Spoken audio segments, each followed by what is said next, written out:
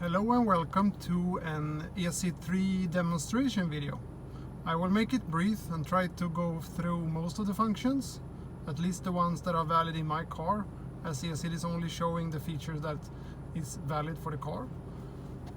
So, eSID3 is a OBD dongle about this size that you plug in. You plug it in under the steering wheel. So let's plug it in. I'm standing in downtown Trollhättan today, Sweden. Beautiful weather.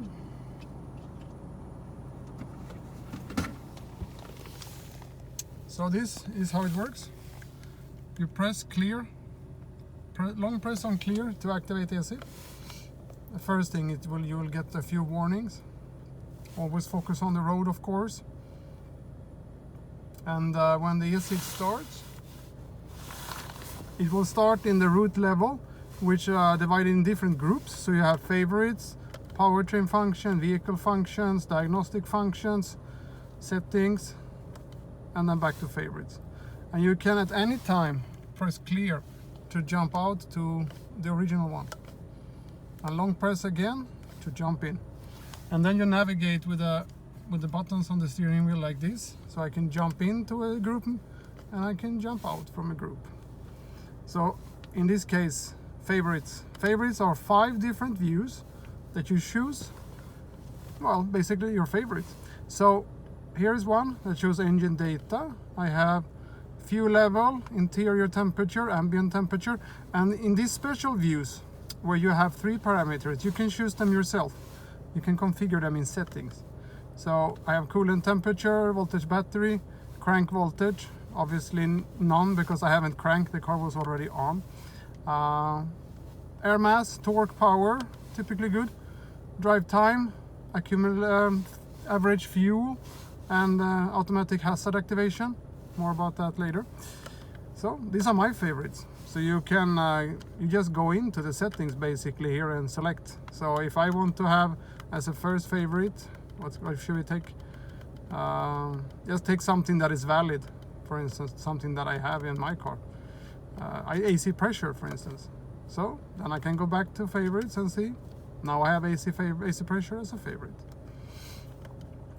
Powertrain functions. You have the momentary fuel, average fuel. You have fuel counters, total accumulated, and also the cycle. I can always reset the total one by pressing set. And then it still counts this cycle and the total. Powertrain data, performance, the engine, Newton meter and horsepower. The Newton meter on the 2-liter engine is estimated from air mass, which is pretty good when you have a tuned car. It gives you a better, because most heavily tuned cars have limitations on the Newton meter signal. But on the other engines like diesel and V6, the measurement is directly from the engine controller. You have the maximum values, engine coolant temperature, boost pressure, wastegate, intake air, air mass. And this is specific for a 2-liter, because here you can select which 2 parameters to choose by pressing the set. So I can choose between these 2 or requested measure. The default, and it will show you the difference. It's pretty good. Maximum value also, of course. Ignition angle, knock counters, misfire for the Trionic, ethanol shown because my car is a BioPower. Oil life. This is an estimation of the quality of the oil. Basically the same one that triggers the time for service comes from the EMS. But this is an algorithm. This is calculated by an algorithm. Then we have into the vehicle functions. We have the same as for the fuel, the distance. I'm standing still here now. This cycle and the total can be reset. Drive time. The drive time starts counting when the car is moving. And since I'm standing still, it doesn't show. Acceleration, I can choose a range. For instance, 100 to 150. And then it's just to go, and it will show you the time. Tire pressure. If you have a TPMS system, temperature. Here I can see, for instance, that the front left and the rear left is higher because my car has been standing in the sun. So, and also the front wheels, the first two are front wheels, they are also warmer because, well, it is driven on front wheels. Crank voltage, not yet. Battery voltage, of course. Date. Temperature, interior and ambient. And the interior temperature is actually this little sensor guy up here. This is a temperature sensor. So if I hold and press that one, it will show you the temperature. But that one is only one of the inputs to the ACC system. I mean, you have the solar sensor and stuff too, but it gives you a pretty good feeling how warm it is in the roof. AC pressure, fuel level. Fuel refill is also very new. It's shows you amount of fuel and the distance you've been driving since last time you refuel.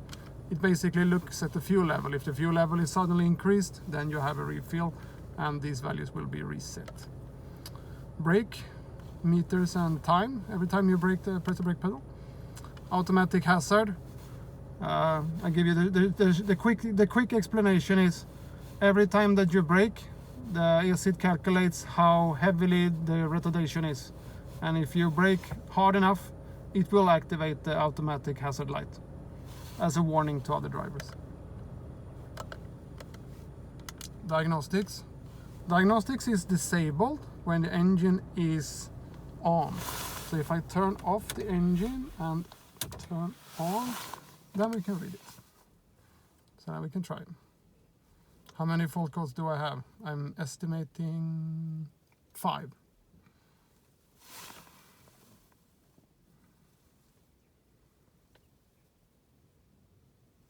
6. So now you can see, for instance, I have a code in the BCM, I have a code in the door module. For instance, here is active, so this is an active fault in the BCM. This is a history fault in the passenger door module. And you look up this code in the VIS program.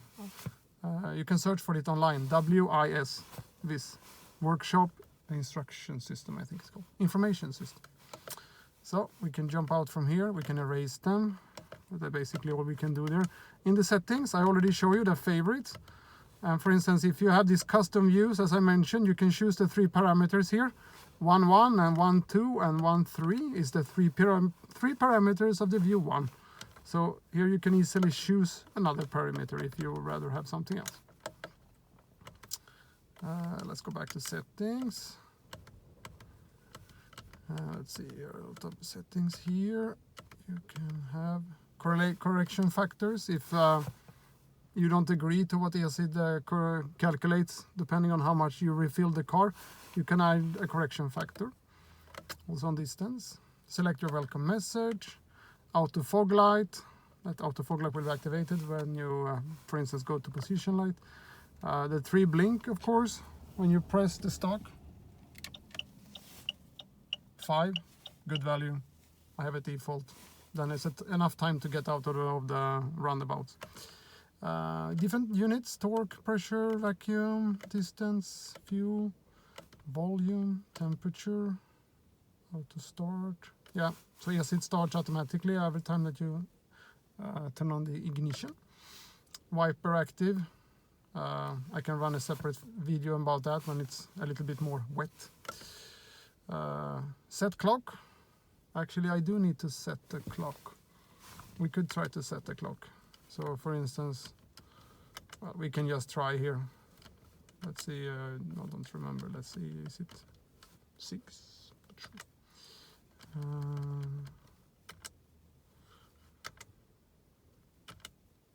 So I need to turn the key to lock and run, to lock and back to run. And then we'll see. We can go back into now the vehicle view here and we can see time. So we have set the time. And this basically is if you connect the cable from the cable kit. And this is, you need to do this to set the time when you have, like me, an aftermarket stereo.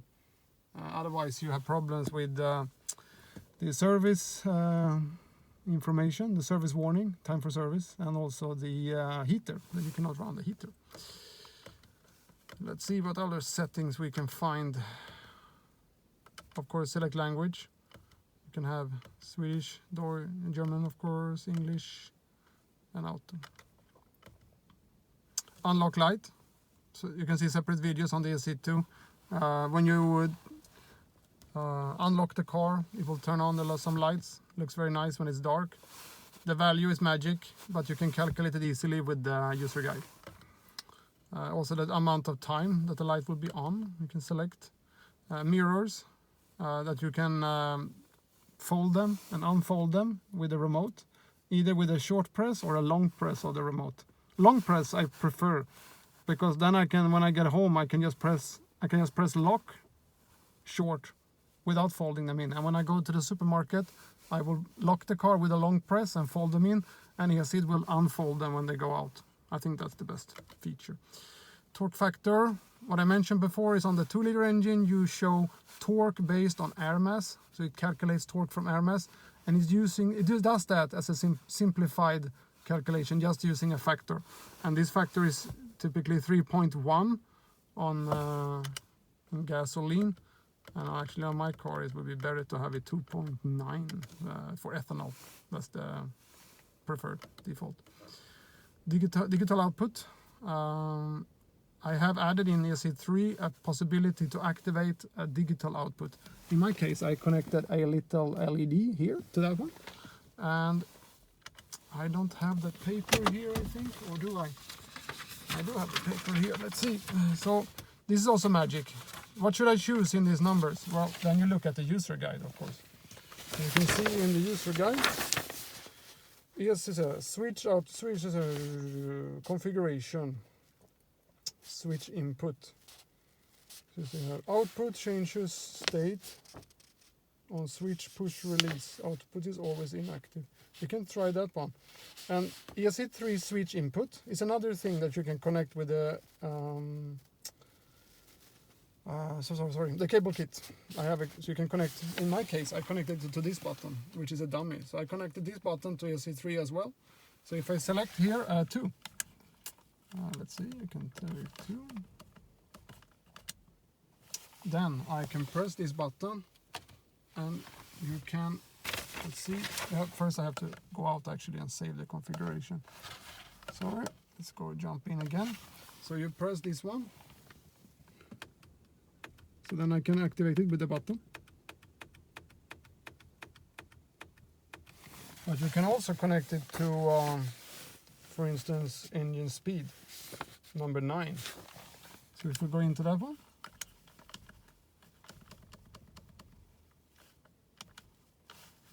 Close it, and then I'll start the car. Of course, you have to select also the threshold. So let's put it really low as an example. So I put it on 1000 and we save it. So we should be able to have it as a shift light now. Of course, super low though, but still. Any other settings? Sensitivity of the auto hazard, very good if you're not sure how sensitive it is. You can try it out. I think that's all for me. That was the quick version, and I will make more videos to explain the separate things. Okay, see ya.